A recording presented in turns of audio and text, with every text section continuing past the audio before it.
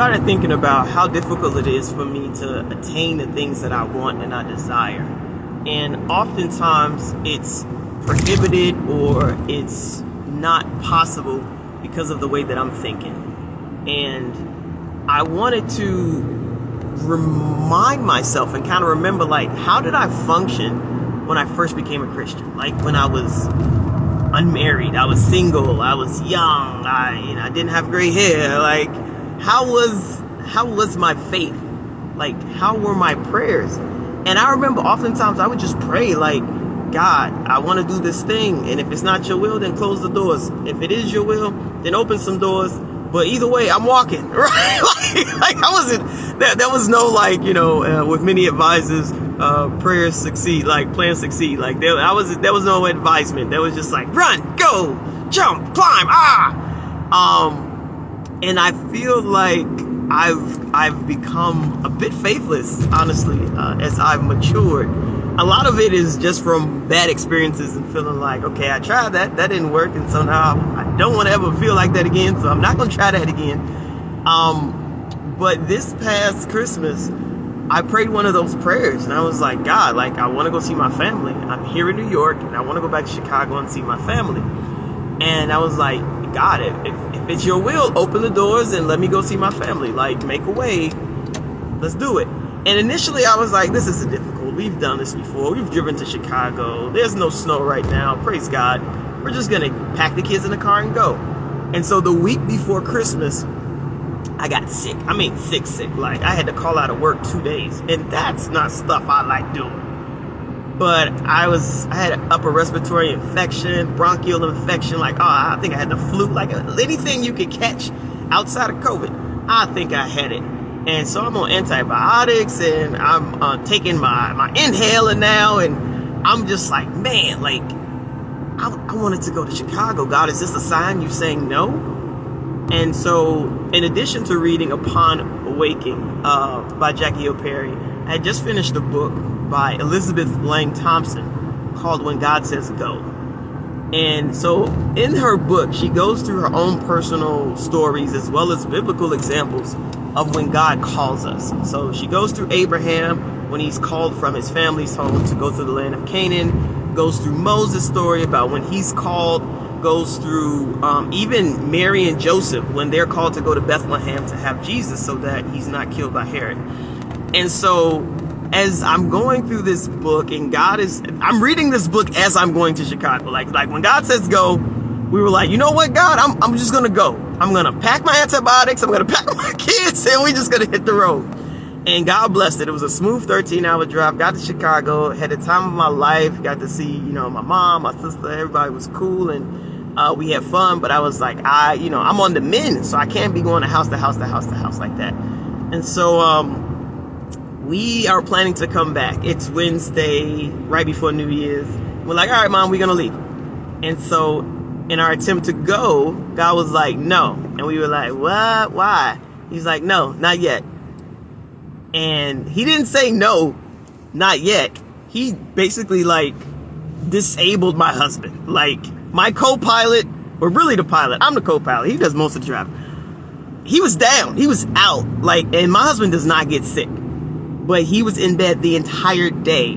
The only times he got up was when he went to the restroom, and when I made him take medicine, and when I made him eat food, and when I made him drink. I made him because he was asleep. And I was like, what in the world just happened? I don't understand. You were well when we came. What happened?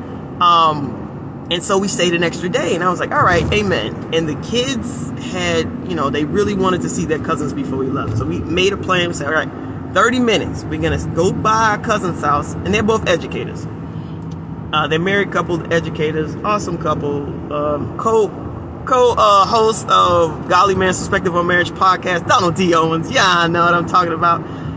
And we went by there because I'm like, I get to see you on the podcast, but I don't get to see you in person and high five you and touch you and, rub your bald head. I don't get to do that. So we went by there, and it was supposed to be a 30-minute trip because they had plans to go somewhere at 8. So we got there about 7. We're like, all right, we're going to leave by 7:30, hit the road. And we ended up staying for 4 hours. The plans that he had, the tickets, the tickets he was supposed to buy, he didn't buy because he thought it was just an open event. Come to find out it was ticketed. I didn't think I was going to see my cousin Jordan, his wife, because she was working, and she came home and we chopped it up. And in our conversation, I know it's a long story, guys, but just stay with me. In our conversation, she shifted my mindset. This entire, I won't say winter season, has been a season of epiphanies for me, where I never wanted to go in administration. I never wanted to go into school leadership. And now I have the bug, but I don't want to do it in a traditional way. I want to stay in the classroom, but I also want to teach and train other teachers the things that I've learned. I've been blessed to go through Morningside training on social emotional responsibility. I've been blessed to be ABA trained. Like, God has blessed me with a lot of skills, tools, tricks, and tips in my bag. My teacher bag is full, and I just want to share it. Like, I just want to bless people with it. But I kept thinking I had to be an administrator in New York. My cousin was like, there are schools across the country that would love to have what you have. And I was like, oh, right. Other places. like, my mom was just like, in New York, you got to be an admin in New York. You got to have your school building leadership certificate in New York. And she was like, but you can leave New York and go train other places. You don't have to move there. Just go train. And I was just like, duh, like, why didn't I think of this? But sometimes it takes us being outside of our norm for our minds to be opened. And I think that's why God called each of those people outside of the norm, so that he could show them what was possible. He didn't tell Abraham why he was with his dad. He told him once he took him to Canaan that, hey, I have many blessings for you. But the question that I wanted to pose today, because this is a question that I have to really sit and marinate on and ponder with. In the book Upon Awakening, Jackie Hill Perry, day 28, she says that the things that you think about are the things that you pray about. And so if our thoughts are limited, our prayers also will be limited.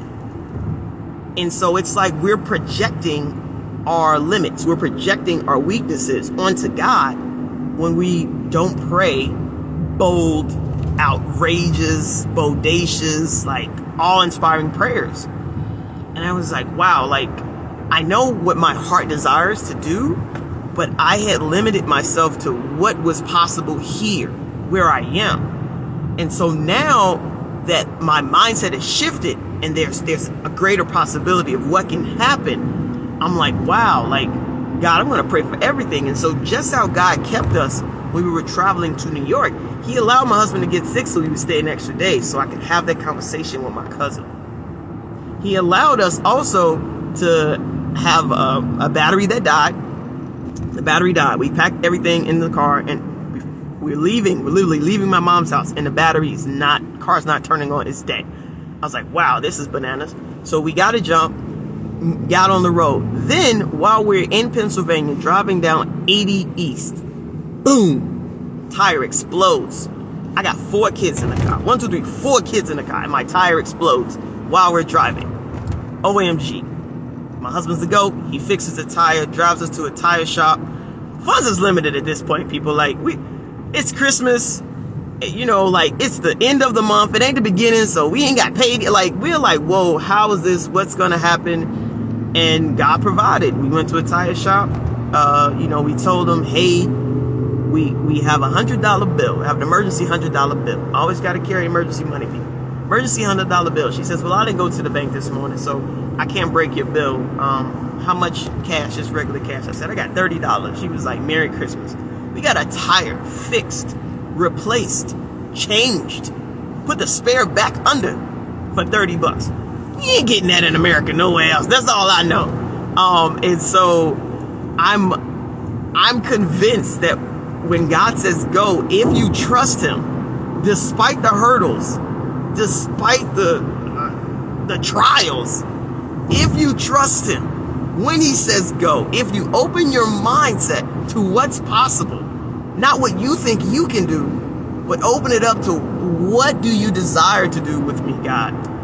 Man, it's amazing. It's a journey, I'm going to tell you that much, and it's super exciting. So today, we're going to think about in what ways have we limited God through our prayers. What ways are you putting a cap or a ceiling on your prayer life? because you don't think God's going to answer that prayer. Maybe you're praying for a man. I don't know. Many people is. Are you praying for a new job? Are you praying for the health of a loved one? Maybe you're praying, I don't know, deliverance from addiction, deliverance from depression. Whatever you're praying for, pray with faith, pray with boldness, and pray with confidence that the God of impossible prayers, the God of miracles, can not only do the impossible for you, but he can make your faith an impossible faith that even if he doesn't, you'll still trust him. With that said, be well. God bless. I'll talk to you soon. Peace.